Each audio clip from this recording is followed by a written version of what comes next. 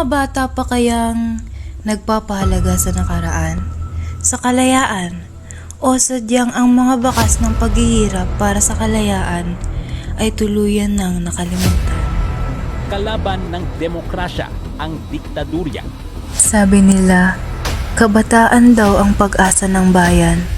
Ngunit, paano na lamang kung pati sila ay walang alam sa nakaraang ating pinagmulan? Magandang araw. Maaari mo bang ipakilala ang iyong sarili? Ako nga pala si Rihanna Jamila Orsine, 14 na taong gulang, 9 na baitang. Ano ang mga kaalaman mo tungkol sa martial law? Wala naman po akong masyadong alam sa martial law. Pero ang alam ko lang po doon is kung paano naghirap yung mga tao. Ako po si Miguel Sanjuela at ako po ay 14 na taong gulang at 9 na baitang. Ano po ang mga kaalaman mo tungkol sa martial law? Wala po akong masyadong alam sa martial law. Ako po si Erica Joy Ferrer, 15 taong gulang, galing sa Baitang Siargao. May alam ka ba tungkol sa martial law o sa EDSA People Power Revolution? Meron po. Kaunti. Pwede po bang i-explain nyo? Ang alam ko po, sa panahon ng martial law, doon po namumuna si Papa ni Marcos. Ako nga pala si Josh Matthew Inegria, 15 taong gulang, mula sa Baitang Siam. May alam ka ba tungkol sa martial law o sa EDSA People Power Revolution? Oo, ang alam ko dito ay gusto ng mga taong palayasin si Ferdinand Marcos sa kanyang pwesto. Ako nga po pala si Mark Dominic Civilloso, 14 na taong gulang, galing sa 9 na baitang. May alam ka ba tungkol sa martial law o sa EDSA People Power Revolution? Meron po, kaso kaunti lang. Ang nalalaman ko po dito ay ang pagiging diktador ni Marcos at namuno siya bilang Pangulo ng Pilipinas sa loob ng 20 years. Wala pa ako masyadong alam tungkol sa martial law. Pero willing ka ba na malaman ang kasaysayan nito? Opo. Ako po si Josepino Mistider, 16 na taong gulang, galing sa ika-9 na baitang. Siguro nga, bilang lang ang mga nakakaalam. Siguro nga, kailangan pa natin ng mas may alam.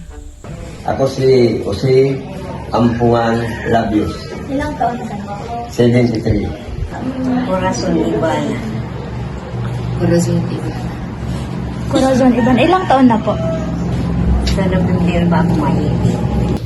Ako po si Desideria Villarreal Vargas. Ilang taon na po kayo? 90 years old. Ang pangalan ay Filomeno Galvi Abad. Mga 99 ako. May naalala po kayo?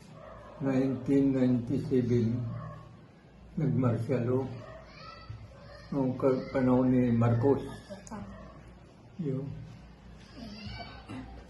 Ano na lang po? Ano po ang mga mensahe niyo po sa mga kabataan na lang po? Yung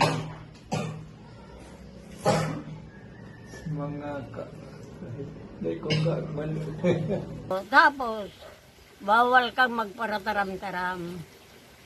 Dahil siya lang ang pwedeng magtaram. So mga tao, dahil pwede.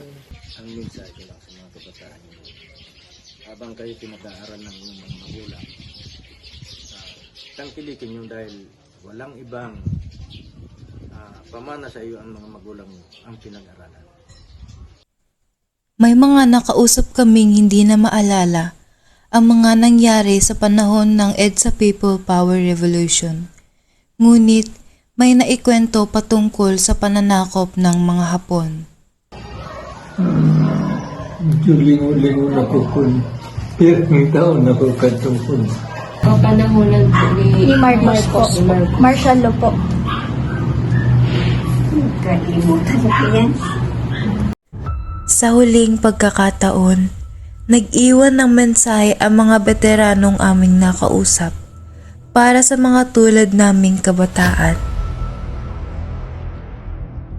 Ang mensahe ko lang sa mga kabataan nyo, habang kayo pinag-aaral ng inyong mga magulang, tangkilikin nyo dahil walang ibang pamana sa iyo ang mga magulang nyo ang pinag-aralan. Paano na kaya ang hinaharap kung wala ang nakaraan?